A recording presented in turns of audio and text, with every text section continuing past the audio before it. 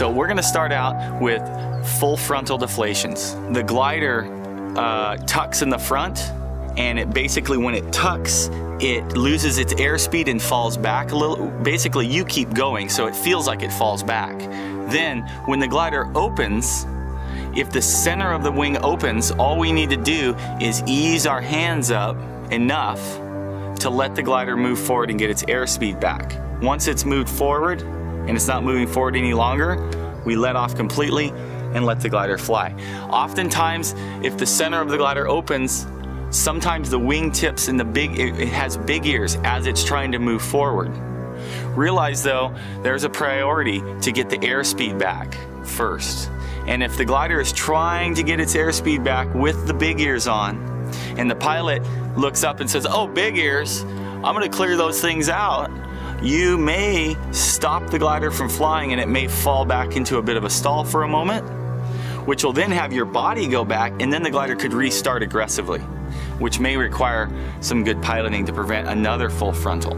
So realize in full frontals that if the center of the glider opens and it has big ears, our priority is to make sure the glider is flying before we go to clear the ears out. Okay? Because that's a really common one to get people.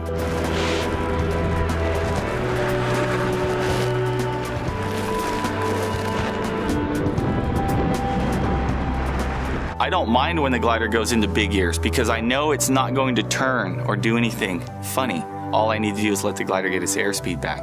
I don't mind big ears, they're fine. So once you know you're flying, often your glider will open up its own ears once it gets its airspeed back. If it doesn't, confirm you're flying, pump the ears out however you want to, whether it's one at a time or both at a time. When you're pumping though, you want to give a significant pump, release, and count to 2 seconds. Let the canopy get its full airspeed back before you pump again.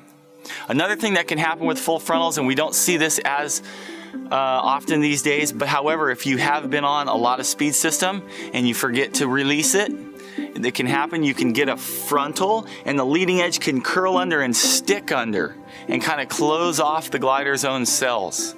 If that happens, and you don't do anything, the glider is going to start to fall down pretty quickly. What I recommend you do is slowly pull down until the center of the glider opens, then put your hands up and let it get some airspeed back. If you come down with a quick pump, you can open the entire glider all at once, and it may want to move forward somewhat aggressive, which if you do that, you want to let back up to about half or a quarter. If it's moving forward, leave a little brakes on. As soon as it stops and you start to swing under, of course, we're releasing. If it goes way behind you and opens, it can surge forward significantly enough to require maybe some brakes. But if it's not moving forward quickly, then you just put your hands all the way up. If it opens and shoots forward, you can go to about half brakes until it stops. But always, as soon as it stops and we start to swing under, it's very important to release. If the glider advances out and then deflates on one side, as we're swinging under it, we still want to get some airspeed in the glider. If you add opposite brake instantly, as you're swinging under, we took a right deflation, it's going to not fly. It's just going to fall back and whip stall, which is unnecessary. Often if you take a deflation from a surge, if you just weight shift away first, then as you start to swing under the glider and you feel airspeed and pressure, then be ready to add brake.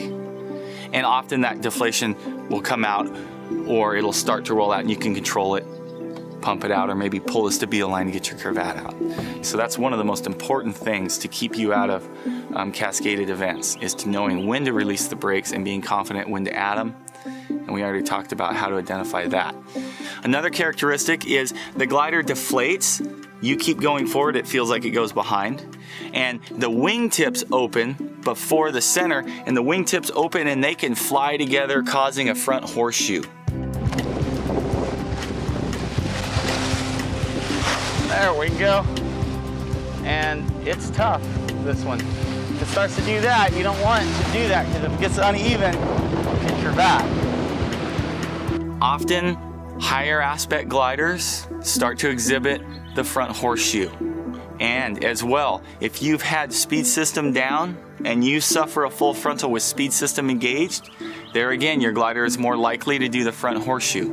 If you look up and see it coming together on a front horseshoe, you want to give a pump on the brakes and then release. The pump will pull the brakes down and unhinge the glider. As soon as the glider is on its way to being unhinged or unhinged, throw your hands up to let the glider get that airspeed back. Now, if you encounter the frontal and your glider front horseshoes and it comes together evenly above you, and you do nothing, the glider will just come down much like a beeline stall in just a downward fashion. However, if the wings tips start to get uneven, or if it comes together uneven, the wing that's out further will start to fly. And as that happens, the glider is going to start to turn, and the other wingtip is going to try and open, and it's going to drag across, and it may get stuck in the other lines and cause a cravat and then turn into a cravated spiral. If this does happen, you need to address a brake on the side that's open to try and fly the glider straight. Okay? If you can't fly the glider straight with opposite brake, then you need to make a decision. If I don't have time to pull enough brake to stall it, then I need to throw my parachute. Okay? If you're really high and you figure you're gonna give it a chance, then you're gonna pull enough brake to stop the glider from flying and go into the stall, which we'll talk about later. So if we get a horseshoe that is coming together uneven, there is a sense of urgency to pump the brakes and not let this side fly, to unhinge the glider, and then put our hands, ease our hands up, put our hands up, let that glider get its airspeed back. And that's really one of the beauties of paragliding. Often you have a golden moment of opportunity to do the right thing, and then you avoid a lot of problems. But if you don't do the right thing in your moment, if you hesitate or you're not confident, then the glider can start to go into a bit of a spiral, and when it coordinates, it's very difficult to get it flying straight again. So we want to be confident, and we want to be on it, so we don't let these things manifest. What we just talked about was frontals, where the center opens. Even if the wingtips are down, easing our hands up, let it get its airspeed back. Big ears are not a priority. Then the other configuration we see with the frontal is the center stays down, the tips open, front horseshoe. We know that if it's coming together evenly, we don't do anything, it's gonna come down, but we want it to open, so we give a pump. As soon as it's unhinging and opens, throw our hands up, let the glider move forward and get its airspeed back, okay? If it's coming together unevenly, we know there's a sense of urgency to open it.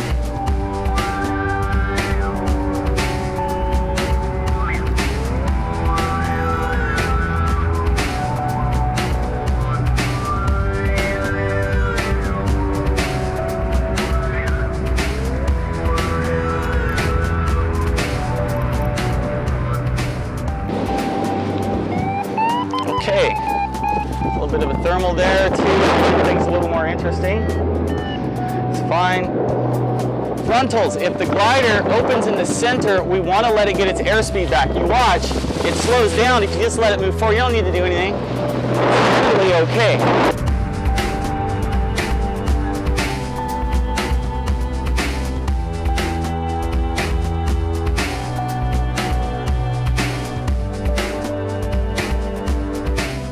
I'm gonna do some stuff. We're gonna do a full frontal. We pull quick, release, put our hands up and see what we've got. All right, Emma, if you don't come more to your right.